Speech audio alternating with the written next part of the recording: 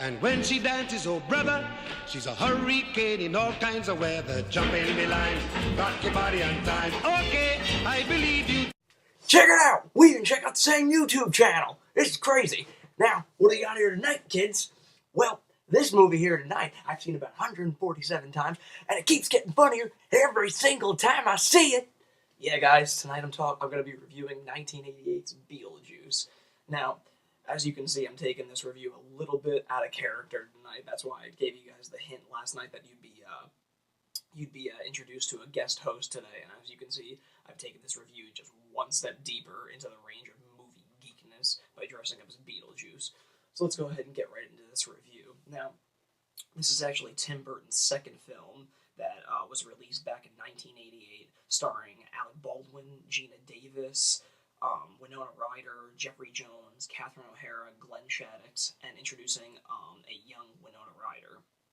Now, the story in this film goes is that a young couple, the Maitlands, played by Alec Baldwin and Gina Davis, are tragically killed in a car accident, and they come back deceased, and they're trying to adjust to their new world as being deceased. It isn't until a new family, very new, rich, eccentric family moves into the Maitlands' house that the Maitlands don't want them living there and ruining the house that they've come to build and love.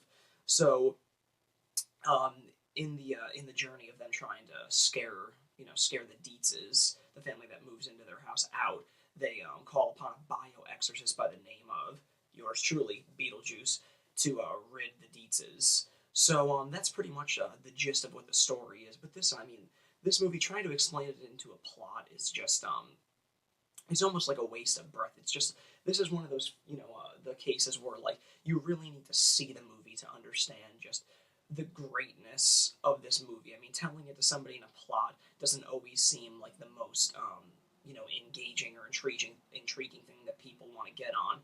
Thankfully enough, as the years have gone on, practically 20 years later, many people have seen this film and come to love it. But this film is just so special to me. I mean, I grew up loving and watching this film. Anytime it was on cable, it would be rented from the video store on, a weekly basis if I had to. So, I mean, everything about this is great. I mean, the simple plot and story is great, but it's the delivery and the direction of Tim Burton that really makes it a special gem for its time. I mean, just the effects in this alone, these bright, neon colors, and the great usage of stop motion and what have you, and of course the terrific deranged makeup job on Michael Keaton's Beetlejuice. Now, it's really, really phenomenal. Just all the jokes in this movie are just spot on. I'm always up in stitches, whether it be the comic relief of Glenn Shaddix's character's Otho, or the conversations between Jeffrey Jones and Catherine O'Hara.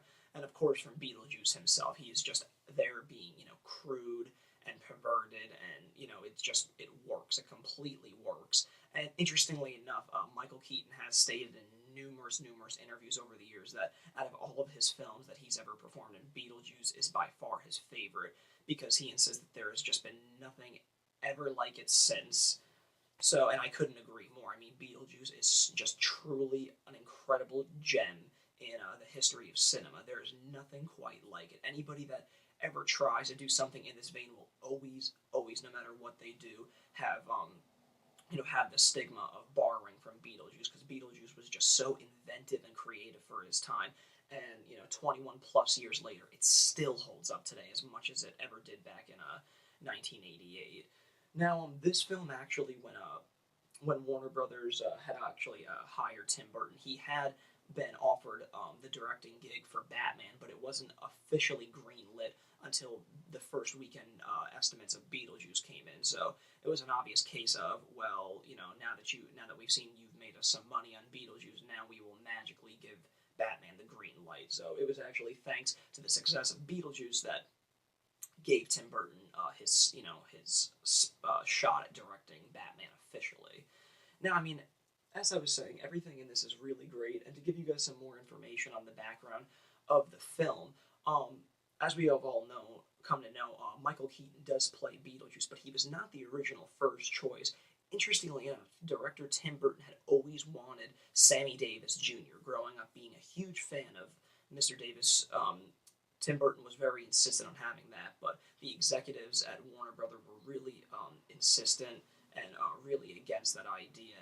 And although it would have been a really unique and different Beetlejuice that we came to get, I couldn't be happier with Michael Keaton, because there's just, no other character in,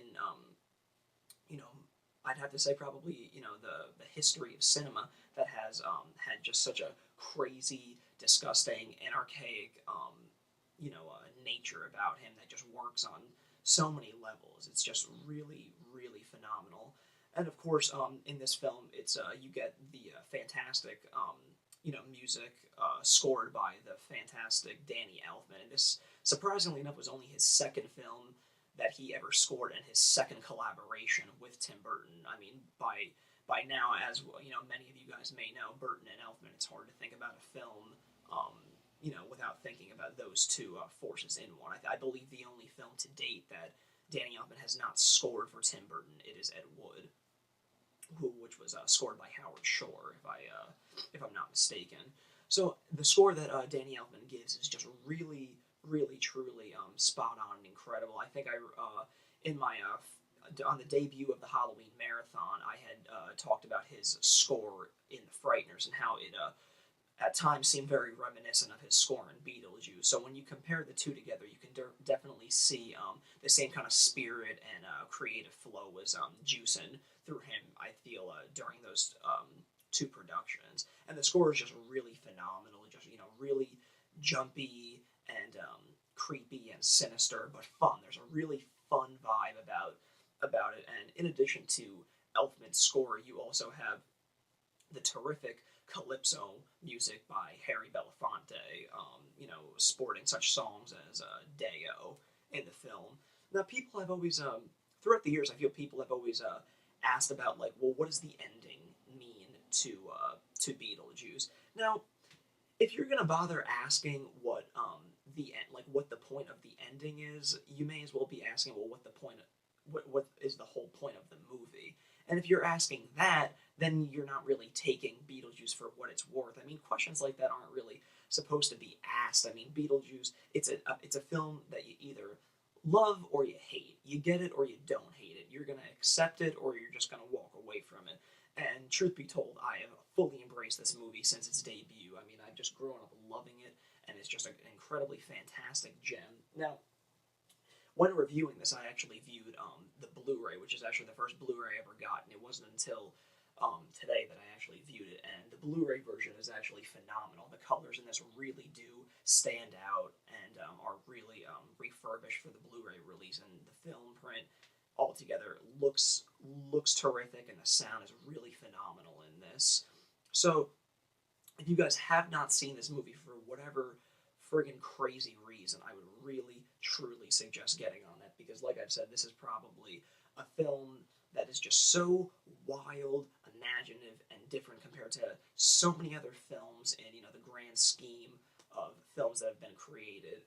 And, for that reason alone, just to see something totally different is more reason enough to check this sucker out. It's just really phenomenal, and just the comedy to boot is just terrific.